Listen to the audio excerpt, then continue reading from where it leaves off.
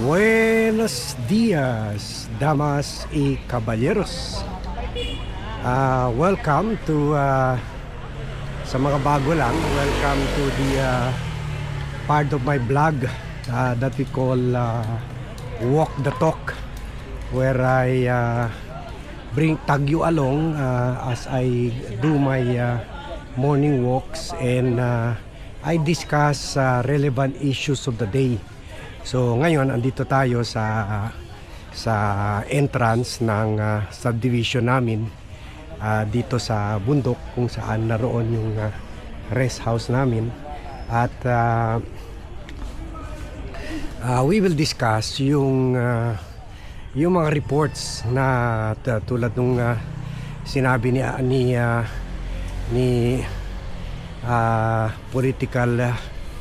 political strategies and former political advisor of the late President Benigno Aquino III na si Ronald Llamas. Morning, na sinabi niya na may mga backdoor negotiations na daw ito si Alan na para mapigil yung pag-file ng plunder case sa kanya. In exchange he will vote for the conviction of Sara Duterte, and also he will go slow in his attacks sa witnesses ng prosecution. So we will know that by Monday, first kung mag-attend siya, kung babalik na siya sa Senate session, at second, kung babalik na siya sa trial, we will see kung attack mode pa rin ba siya, tuloy pa rin yung attack strategy niya na parang hinahak in partnership sa kapatid niya si Pia Cayetano. They engage in aggressive attacks and intimidation laban sa mga prosecution witnesses. In fact, hindi lang sa prosecution witnesses, hinaharas rin nila yung prosecution lawyers mismo, at also yung mga kapwa nila senador, lalo na yung kapatid niya si Pia Cayetano. So ito ang makikita nating development, pero kung attack mode pa rin siya, so ibig sabihin na kung a-attend siya ng hearing na by Monday, anong trial, so ibig sabihin hindi pa bumigay. Pero ako sa tingin ko bibigay rin yan, kasi ang lakas-lakas ng ebidensya laban kay Alan Peter Cayetano, at parang weekly or in between days or every 3 days meron tayong nakikita mga revelasyon lumalabas sa kanya, at pati yung political survival nila, yung political control nila sa Taguig nawawala na rin, kasi may mga grupo na rin ang china-challenge yung authority nila at hinihingi ng investigasyon sa 2.6 billion 2.6 billion ghost projects. So at parte ito ng 6.7 billion insertion ni Alan Peter Cayetano. So this is baga nanganganak at lumalaki at lumalakas ang mga ebidensya laban kay Alan Peter Cayetano, hindi lang sa ghost projects, double pricing of projects, nag-overlaps yung mga project, at pati pa yung pag-rechannel yung government funds from alleged or di umano'y mga rock netting, slope protection project into actual illegal reclamation project. At dagdag pa dyan yung lupain na 85 hectares na na-create nila dyan ay meron ng 10 titulo na kita nila Ping Lacson na binenta na.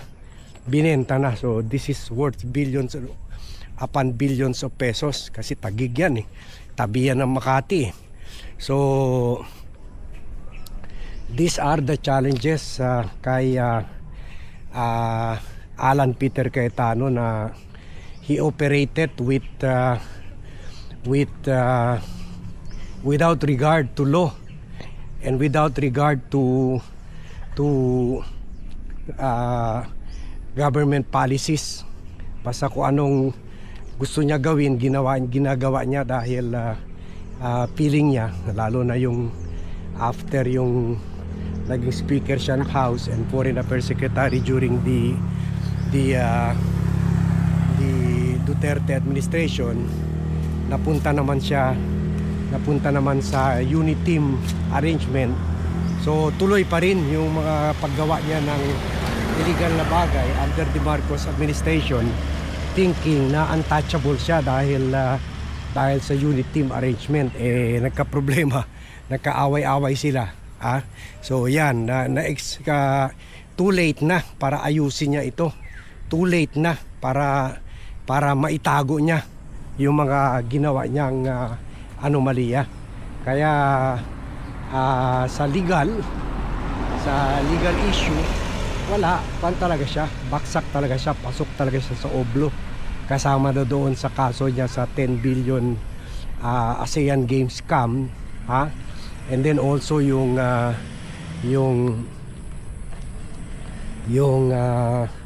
obstruction of justice, yung nagbigay siya ng tulong, or siya mismo siguro nag-initiate yung pagtakas ni Senator Bato de la Rosa. So that is a mountain of legal problems for Alan Peter Cayetano, and the only option niya to make all these problems go away ay yung he will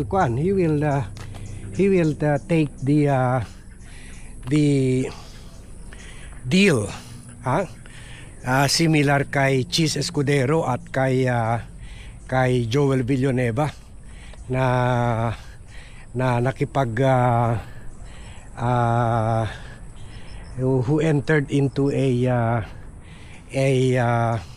modus vivendi or everybody happy situation, except tayo mga nawalan ng trilyon-trilyon. So sila, everybody happy, yung mga politiko. So sila Joel Villanueva at Chis Escudero pumasok sa modus vivendi arrangement with Malacanang, wherein yung atagdog na Malacanang na si Ombudsman Remulla ay will hold off the filing of plunder cases, non-bailable plunder cases kay Chis Escudero at Joel Villanueva. In exchange, susuportahan nila yung majority coalition sa Senado. Kaya ngayon yun, sila Sherwin Gatchalian ang may control sa Senado, pati na sa impeachment. So that is the only option nakikita ko. At kung meron rin katiwalian si Pia Ontiveros, I wouldn't be surprised if she will also enter into such arrangement with Malacanang, with the Ombudsman, with the DOJ. So wag i-file yung kaso sa kanila or siguro later on filean sila ng kaso, hindi na non-bailable like plunder and malversation of public funds. Kung hindi, kasuhan na lang sila for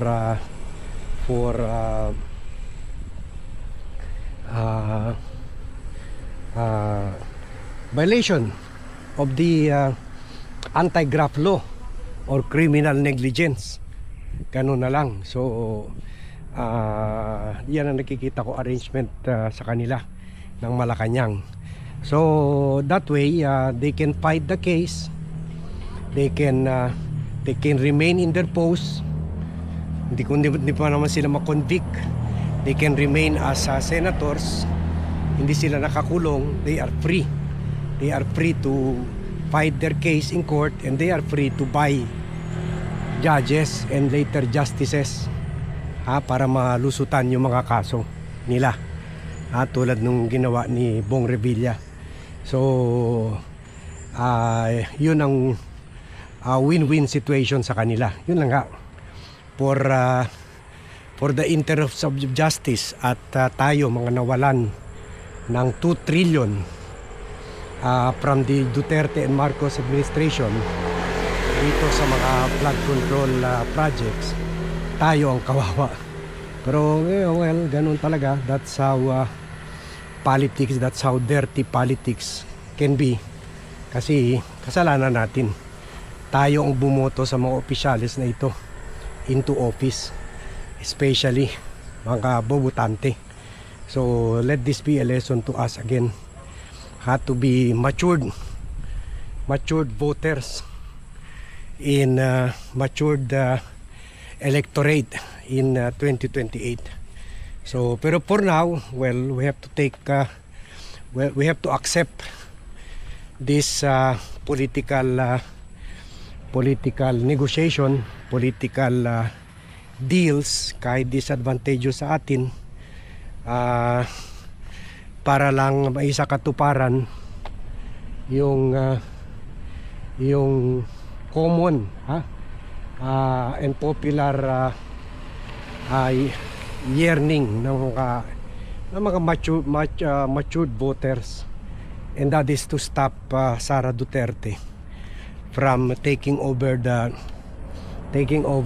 reins of power, or taking control of the highest position in the land. Hopefully by 2028 we can vote for the best candidate kung na-convict na si Sara, at hopefully hahabulin pa rin itong mga sila Cayetano, sila Pia, sila Cheese, sila Joel. But for now, we have to accept, kahit medyo mahirap tanggapin itong present political arrangement, kung saan nakita natin na parang happy itong si Cheese at si Joel Villanueva.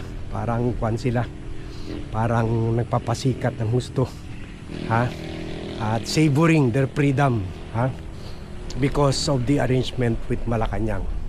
So the question is, bibigay na kaya si Alan Peter Cayetano at sasali na siya kina Cheese at kina Joel, at baka pati si Pia Cayetano.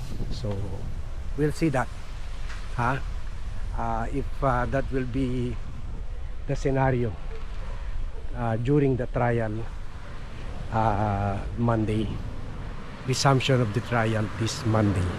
So thank you very much everyone for watching. Thank you very much for joining me in this vlog, and see you in my next vlog.